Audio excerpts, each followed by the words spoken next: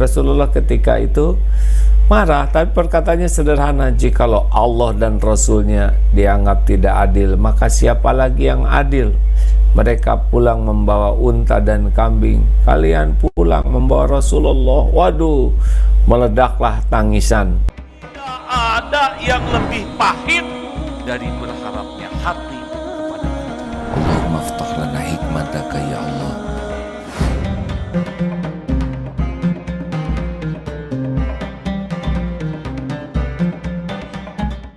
Saudara-saudaraku sekalian, sahabatku yang baik, kita selalu berdoa ihdinas siratal mustaqim. Kita minta kepada Allah ditunjuki ya jalan yang lurus, yaitu jalan orang yang dicintai Allah, yang diberi nikmat dunia akhirat, bukan jalan orang yang sesat dan orang yang dimurkai Allah. Oleh karena itu kita harus sangat serius menyikapi kalau ada orang yang memberitahu kekurangan dan kesalahan kita, siapapun ya, apakah lewat guru, lewat pendamping hidup, lewat anak, atau lewat orang yang tidak suka kepada kita sekalipun, itu karunia Allah itu. Karena yang kita perlukan itu bukan pujian, yang kita perlukan itu masukan yang membuat kita lebih baik. Nah, berarti kita harus berani jujur, kemudian kita buat program. Ya, oh ternyata memang saya ini ketus, ngaca lah, oh ternyata raut muka saya itu kurang ramah, oh ternyata nada kata-kata saya ini kurang lembut, oh ternyata dalam memilih kata saya sering yang kata-kata yang membuat orang terluka, terpojok, terpermalukan, terhina. Rasulullah kan tidak begitu. Kita harus mulai jelaskan, oh ini. Namun sesudah kita tahu siapa diri kita, belajarlah tentang bahayanya marah dan mulianya kita bisa alladzi yamliku nafsahu 'indal ghadab. Nah, Rasulullah SAW itu ada Anas yang membantunya itu 10 tahun lebih beliau mendampingi, belum pernah tuh mendapatkan kemarahan dari Rasulullah SAW. Kenapa kamu begini? Itu tidak. Oh, begitu mulia dan lembutnya. Bahkan ketika ada yang buang air pipis tuh orang Badui di masjid, beliau tidak marah, kemudian tidak. Beliau memberitahu ya, ketika sahabatnya mau marah, jangan ya. Karena Badui ini kan belum tahu itu masjid dan belum mengerti bagaimana bersikap di dalam masjid. Akhirnya ya diberitahulah supaya disuruh ambil air dan membersihkan, tidak marah. Bahkan suatu saat ada yang menjampak sampai merah leher Rasulullah dan beliau tetap tidak marah. Guru saya tuh, aduh Masya Allah, padahal guru ya jauh dari zaman Rasulullah tapi indahnya akhlaknya, indahnya kemampuan mengendalikan dirinya tuh, oh Masya Allah. Ayo kita jadikan ini menjadi program utama dalam diri kita. Mengapa? Karena dalilnya la tagdob walakal jannah, jangan marah bagimu surga. Artinya makin kita bisa mengendalikan amarah kita, semakin kita bisa menikmati baik surga dunia maupun surga akhirat. Apakah tidak boleh marah? Oh marah boleh dong, karena marah itu juga software dari Allah. Sama marah, cinta, rindu atau pedih itu juga Allah yang menanamkan software itu. Kalau orang tidak ada marah tidak normal ya. Yang bahaya itu adalah tidak bisa mengendalikan amarah. Marah itu manusiawi hadirin.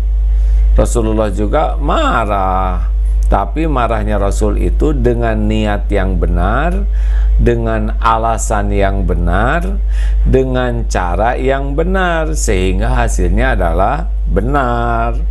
Nah, kita kadang-kadang niatnya salah, alasannya salah, caranya salah, jadilah tidak menjadi menyelesaikan masalah. Suatu saat pernah ada pembagian, ini waktu perang Hunain ya, Rasulullah pun marah ketika ini, kurang lebih begini ya, Wah, kan orang-orang yang baru masuk Islam dari kaum Quraisy Mekah itu ketika penaklukan Mekah dan perang Hunain kalau tidak salah diberikan begitu banyak ghanimah, sedangkan yang dari Madinah kaum Muhajirin Ansor tidak banyak, sehingga ada tuh yang celetak-celetuk, wah Rasul kalau sudah ketemu kaumnya. Tapi sederhananya begini, Rasulullah ketika itu marah, tapi perkataannya sederhana, jikalau Allah dan Rasulnya dianggap tidak adil, maka siapa lagi yang adil?